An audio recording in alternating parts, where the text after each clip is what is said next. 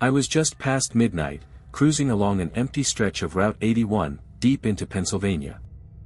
The hum of the engine was the only sound in the truck's cab as I stared through the windshield, headlights cutting through the pitch-black night.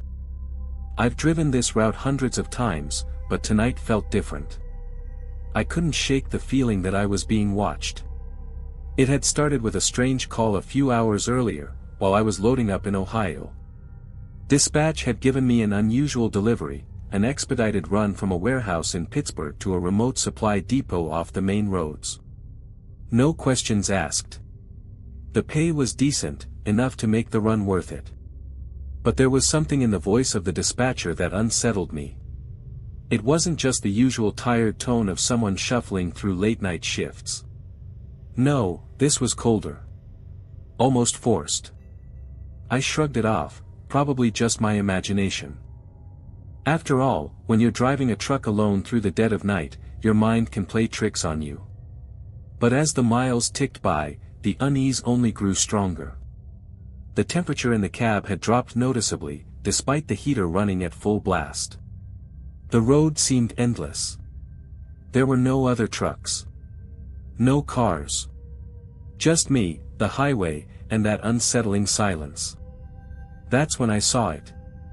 A flicker of movement in the distance. At first, I thought it was just a trick of the light, maybe a bird or a deer darting across the road. But as I got closer, I realized it was something much worse. A man. Standing by the side of the road. He was tall, thin, wearing a dark jacket and a baseball cap, his face obscured by shadow. What struck me immediately was how out of place he was. No one walks out here at this hour. There's nothing but wilderness for miles. As I slowed the truck down, trying to decide whether to stop or keep going, the man didn't move. He just stood there, facing away from me. I felt a strange compulsion to pull over. Maybe it was the need to help, or maybe something darker pulling me in. But something told me that stopping was a bad idea.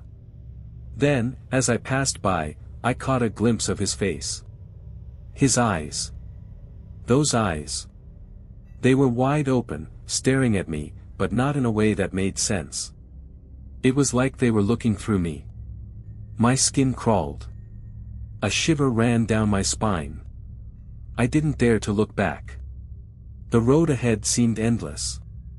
The headlights barely illuminated the way, and I kept glancing at the rearview mirror, half expecting to see the man following me.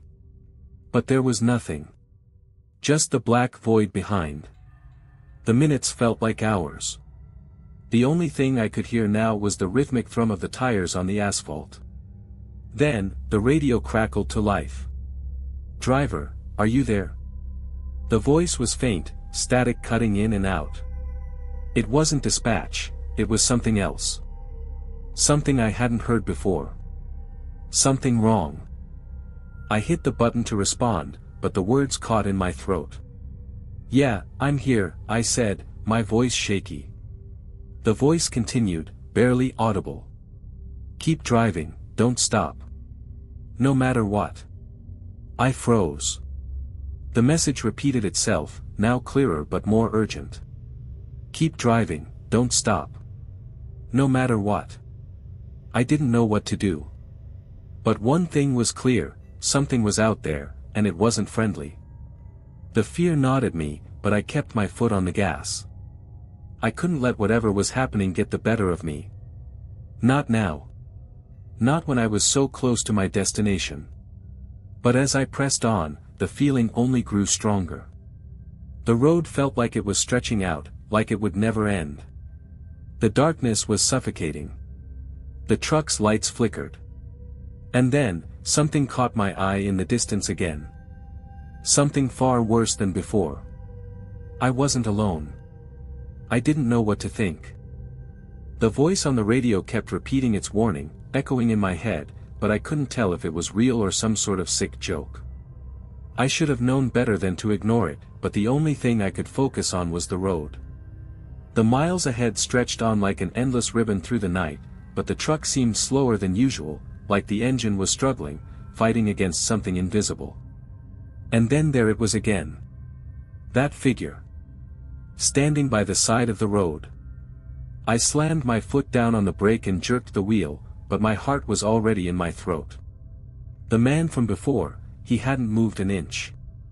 The same dark jacket, the same baseball cap pulled low over his face.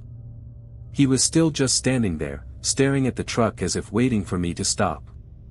I couldn't make out his face, but I didn't need to. I'd seen enough. It wasn't just his presence that was unnerving. It was how he seemed to know I was coming. How everything about him felt deliberate. Like he had been standing there, waiting for me. I should have driven past him. I knew that. But there was something about the situation, something pressing me to stop. I pulled over to the shoulder, the gravel crunching under the weight of the truck. My heart raced in my chest, but I was too far in now to turn back. I leaned forward, staring through the windshield. The man didn't move. He just stood there, his eyes still locked on mine. It was like he had been expecting me, like this moment had been set in motion long before I even hit the road. My fingers twitched on the wheel. Every instinct told me to get out of there, to drive off before I found myself in deeper trouble than I could handle.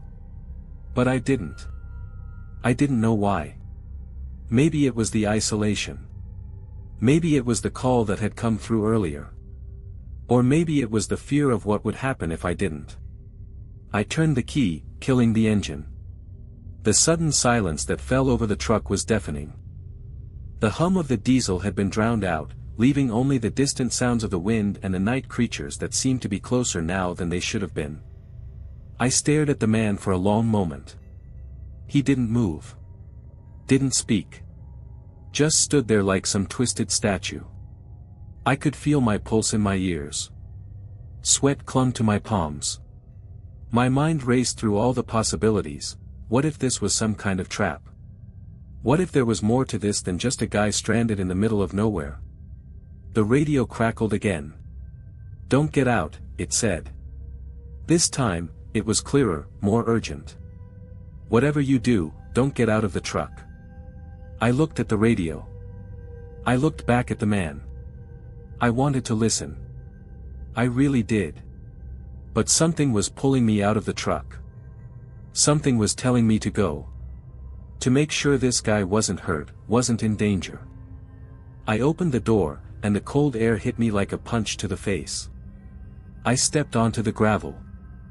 The ground was damp under my boots, and the night was thick with that uneasy stillness. My breath came out in shallow clouds, and I stood there for a moment, just staring at him. That's when I heard it. A low sound. Like a growl. But not from the man.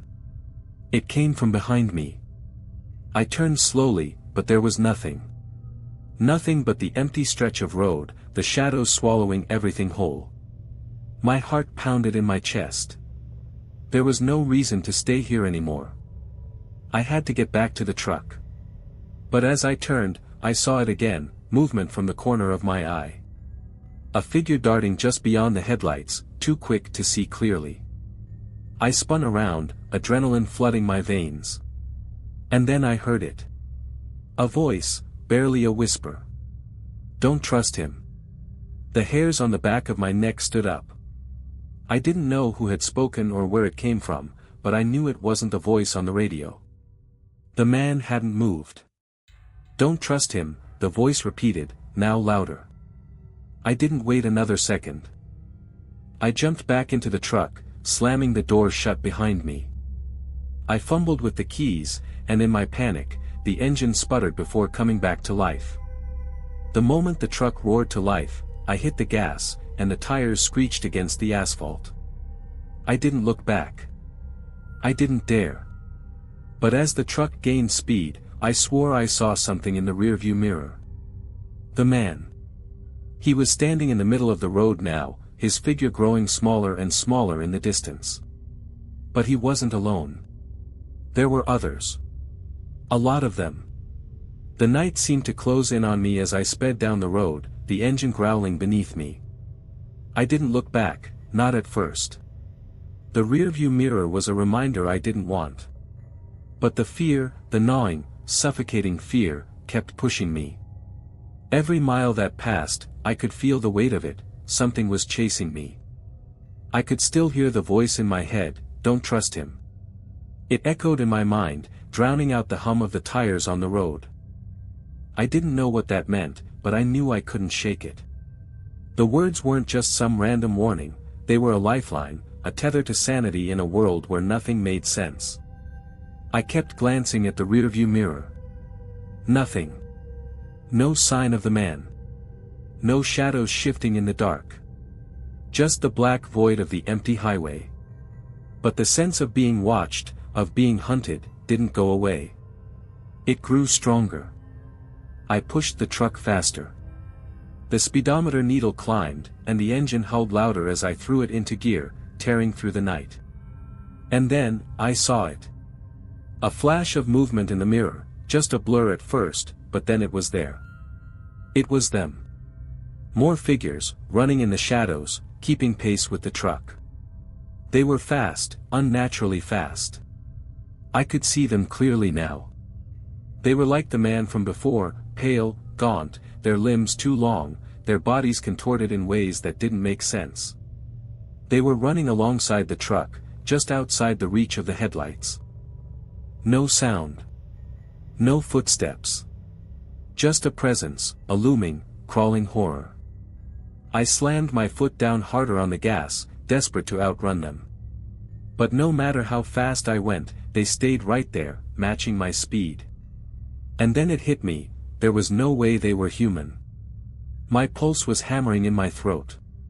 My hands were slick with sweat, gripping the wheel so hard that my knuckles ached. I tried to calm myself, telling myself that I was just imagining it. That I'd gone too long without a break, that maybe exhaustion was messing with my head. But every time I looked in the rearview mirror, they were still there. And this time, I noticed something that chilled me to the bone, their eyes. They were glowing. Pale, unnatural orbs reflecting the truck's lights, watching me like hungry predators. I couldn't shake the feeling that they were getting closer. "Keep driving," the voice on the radio crackled. "Don't stop. Don't look back." I wanted to scream. I wanted to throw the radio out the window. But there was no time. My foot was glued to the gas pedal, and my breath was coming in short, panicked bursts. Every instinct was telling me to stop, to get out of the truck, to find shelter. But I couldn't. I knew that stopping would be the end. I turned off the main highway, taking a smaller road to try to shake them, but they followed. The headlights sliced through the darkness, and there they were again, still running, still too fast. They didn't even seem to need the road, they were moving through the fields, in the trees, darting between the shadows like creatures that didn't belong in this world. It felt like I was being drawn into some nightmare I couldn't wake up from. I kept my foot down, the truck's wheels screeching as I took the curves at breakneck speed. But no matter how hard I drove, they were always there, lurking just out of sight, watching, waiting for me to slip up. And then it happened. A figure appeared in the middle of the road, tall, unnervingly thin. It was one of them, standing in my path, blocking the way. No more shadows. No more distance. Just a solid, impossibly tall figure in the middle of the road, grinning. I swerved hard to the left, narrowly missing the creature, and the truck skidded across the gravel, threatening to flip. My heart was in my throat, my hands shaking as I regained control of the wheel. But that wasn't the worst of it. As I looked out the side window, I saw more of them, dozens of them, emerging from the trees, their glowing eyes fixed on the truck. They were everywhere now. Surrounding me. And I realized, with a sickening sense of dread, that they weren't trying to catch me. They were hurting me. I was trapped. I couldn't outrun them. There was no way I could fight them. I was just one man in a truck against something I didn't even understand. The road ahead was a dead end. The trees closed in on either side. I could feel my chest tightening, the air thick with panic. And then, as I looked to the rearview mirror again, I saw it, the man. He wasn't standing anymore. He was in front of the truck now, blocking the road completely. His pale face was twisted into a grotesque smile, his eyes wide and unblinking. His body seemed to stretch unnaturally tall, like he was reaching for the truck, pulling himself closer. "Don't stop," the voice on the radio repeated. But it was too late. The truck slammed into the figure. The impact was sickening, a crushing, bone-rattling force. The front end of the truck buckled, and I felt the jolt all the way through my body. I don't remember much after that. Just the sound of my heart hammering in my chest, the blood rushing in my ears, and the overwhelming sensation that I was no longer alone. I was no longer just a driver. I was prey. The truck shuddered violently as I hit something, I didn't know what. All I knew was that it was too solid, too unnatural. The engine stalled for a split second, but I wasn't stopping. Not for a second. My foot slammed back onto the accelerator, and I pushed the truck forward, praying to whatever was listening that I could break free of this nightmare. But the truck was fighting me. The wheels spun uselessly, the engine sputtered, and the headlights flickered erratically, casting strange, warped shadows across the road. It was like the very air was alive, pressing against me, pushing me to stop. I kept my hands gripped on the wheel, forcing the truck to move, but it was becoming more and more difficult. Then, as if in response to my struggle, the air grew even colder. I could see my breath coming out in short bursts, like steam from a boiling kettle, freezing almost instantly in the air. My heart was in my throat, the fear crawling up from my gut, twisting and pulling like hands around my chest. I couldn't breathe. I looked out the side window again, but this time I didn't see anything. No glowing eyes. No figures. No shapes darting through the trees. Just darkness. But I knew they were still out there. I could feel them. Watching. Waiting. Hunting. I slammed my fist against the dashboard, cursing, trying to force the truck to move faster, but the engine sputtered again. It was dead. I was trapped. Suddenly, I heard something I hadn't heard before. It was soft at first, a whisper, almost too faint to catch. But it grew louder. A low, guttural sound that sent chills down my spine. It was coming from outside the truck. From behind. I twisted around, my eyes scanning the darkness, my heart threatening to burst out of my chest. Nothing. No movement. But the whispering continued, now joined by another sound. A soft, wet slithering. Like something dragging itself across the ground. And then I saw them. Not in the rearview mirror, but right there, by the driver's side door. Figures. 3 of them, moving with unnatural speed, their limbs contorted in ways that didn't make sense, crawling on all fours with their faces too close to the glass. I could see their eyes, wide, unblinking, glowing in the darkness. My throat went dry. I could barely breathe. The creatures were close enough now that I could hear their rasping breaths, their wet mouths clicking open and closed. Then the voice, his voice, cut through the air, soft but unmistakable. "Get out." It wasn't a suggestion. It wasn't a question. It was a command. One that sent a surge of terror through me, making my hands go clammy on the wheel. My mind screamed at me to run, to find any escape. But my body refused to obey. Don't stop. Don't get out. Don't trust them. But it was too late. Something inside me knew that if I didn't act now, I would never get another chance. The truck was dead, and so was my only hope of getting away. If I stayed here, I was finished. They were closing in. I opened the door, the cold night air rushing in, and my breath came out in panicked gasps. I could feel the creatures watching me, waiting for me to make my move. The slithering sound was louder now, closer. I didn't know what I expected to happen next. I didn't know if I'd be able to outrun them or if I'd just be dragged back into the shadows. But I knew one thing, I had no choice but to try. I jumped out of the truck, my feet hitting the ground hard, the gravel scraping against my boots. But I didn't take a single step forward. I turned around, desperate to see what I was dealing with. And that's when I saw it. The road ahead wasn't just dark. It was alive. The trees lining the road twisted unnaturally, their branches reaching out like gnarled fingers, blocking any possible way forward.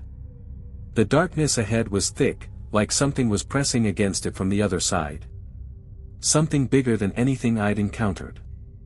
I backed up instinctively, my breath coming in ragged gasps. That's when I heard a voice again, this time, not from the radio, not from the creatures, but from somewhere deeper within me. It's too late. I didn't want to listen. I didn't want to admit it. But I knew. My body knew. My instincts knew. I had made a mistake. A mistake that I couldn't undo. A low growl rumbled behind me, and I spun around just in time to see the first of the creatures emerge from the shadows, crawling on all fours, its mouth hanging open. Its teeth were sharp, jagged, like it had been starving for years. It lunged at me. I didn't have time to think. My feet moved faster than my brain could keep up with. I sprinted blindly into the woods, the sound of my breath and the pounding of my heart drowning out everything else. The trees rushed past, and I didn't dare look back. I couldn't.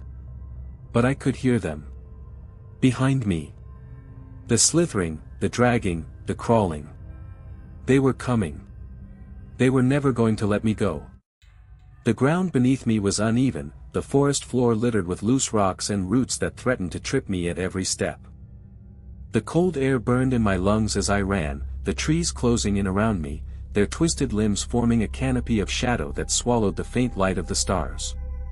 I couldn't hear anything but the sound of my own breathing, ragged and desperate, the thudding of my heart in my ears. It felt like I was running for my life, but for what? I wasn't sure anymore.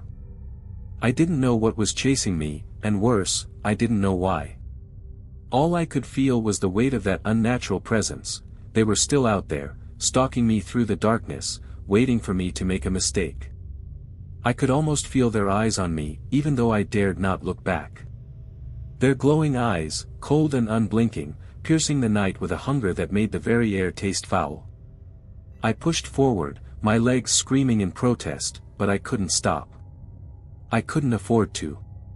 My mind raced, should I keep going straight? Or take a sharp turn and try to lose them in the dense brush? The trees seemed to close in on me, narrowing the path as I stumbled forward, my instincts taking over, pushing me to go faster, further into the unknown. Then I heard it again, a whisper. So faint, so distant, it almost seemed like the wind itself had spoken. But this wasn't the wind. This was a voice. A voice that made my blood run cold. Turn. I didn't stop to question it. I turned sharply, veering off the trail into the dense thicket, branches scraping at my arms and face as I pushed through. The undergrowth was thick, and my legs were beginning to feel like lead, but I couldn't afford to slow down. The whisper came again, closer this time. Turn, and hide. It sounded like the voice from the radio, the one that had been warning me all along. My gut twisted. It was real. But was it trying to help me, or lead me deeper into the trap? I didn't have the luxury of thinking about it. I had no choice but to trust it. I found a small clearing ahead and made a snap decision, diving behind a thick tree trunk, pressing my back against it, the bark rough against my skin. I held my breath, trying to steady myself, trying to listen for any sign of movement. For a long time, there was nothing. No slithering. No growling. Just the silence of the forest, the occasional rustle of leaves in the wind. But I knew they were out there. I waited, my heart pounding in my chest, the darkness pressing in on all sides. I had no idea how long I had been hiding, minutes, hours, days. Time didn't seem to exist here. And then, I heard it. A crack of a branch breaking underfoot, followed by another, and then another. Slow, deliberate. They were close. Too close. I pressed myself tighter against the tree, praying they wouldn't see me, praying I hadn't made a mistake by hiding. The sounds grew louder, closer. The creatures were circling me, just beyond my line of sight. I could hear them moving in the underbrush, low, guttural growls emanating from the darkness, just out of reach. I could almost smell them now, an awful, rancid odor, like decaying meat. And then, in the distance, I saw it. A flicker of movement, barely visible through the trees. A figure. The man. His tall, gaunt form stood at the edge of the clearing, his face obscured by shadows, his body bent in an unnatural way as if he were surveying the land. He wasn't alone. There were more of them now, shapes moving in the distance, hiding in the shadows, waiting for something. Waiting for me. I couldn't see their faces, but I knew they were there.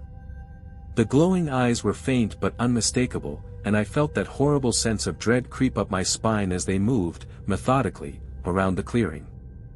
I dared not make a sound.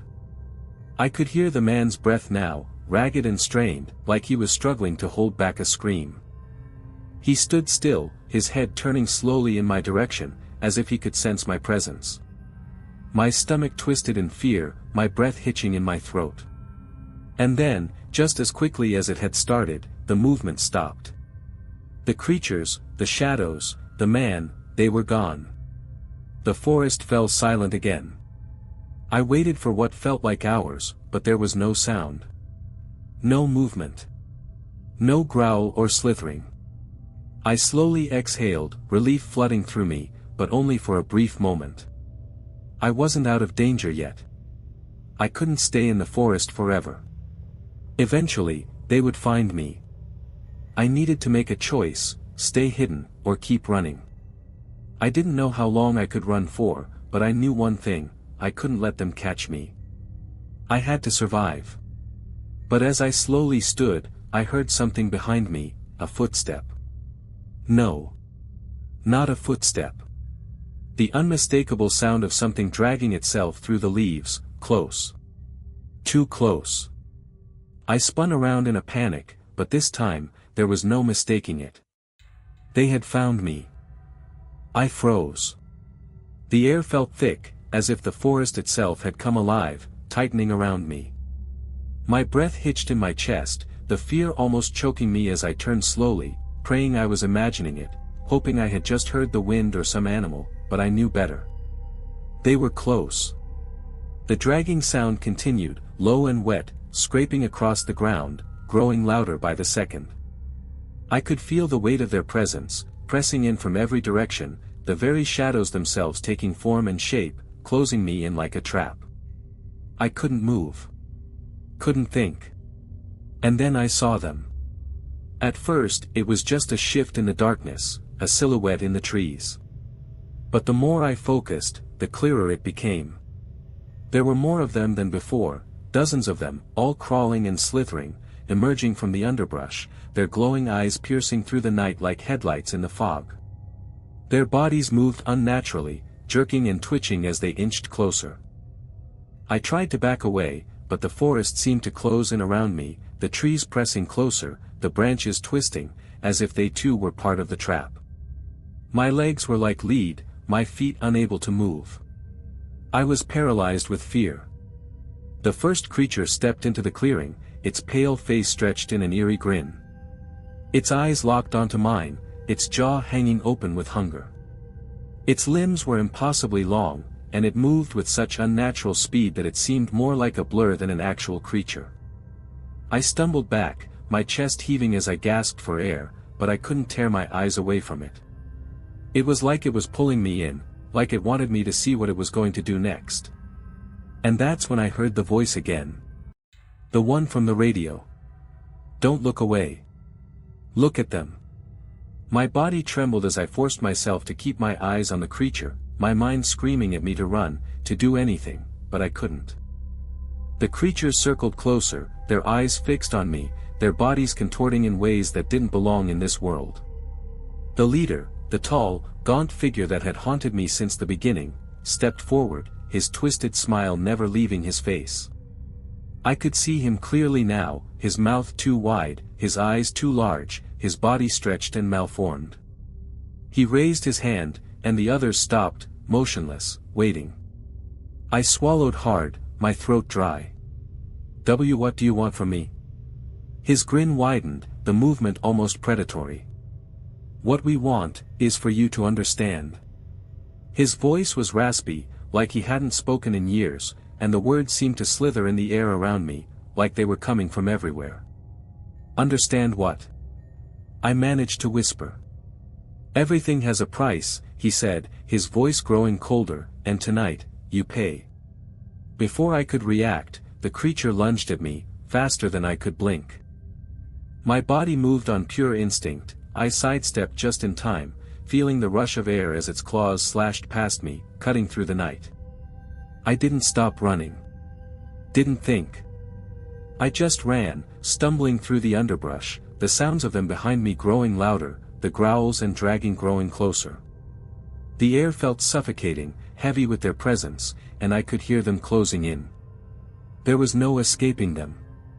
No chance of outrunning them. They were too fast. Too many. But I had to survive. I couldn't let them win. I glanced over my shoulder, only for a split second, but it was enough. One of them was right behind me, its mouth open wide, those jagged teeth glistening in the faint moonlight. I pushed myself harder, forcing my legs to carry me faster, but I could feel my strength beginning to fade. My body was giving out, my breath ragged, my heart pounding in my chest like it was trying to escape. Just when I thought I couldn't run anymore, I saw it, the edge of the forest. The road. I couldn't believe my eyes. I was so close. I pushed myself toward it, my legs aching, my vision swimming as I fought for every step. The trees thinned out, the open road just ahead. I could taste freedom, but they were right behind me. I could hear their footsteps now, the sound of their claws scraping across the forest floor, just inches away from my back. I was almost there. Almost, a hand grabbed my ankle. I screamed, my body jerking, but it was too late. The creature yanked me back, pulling me into the darkness.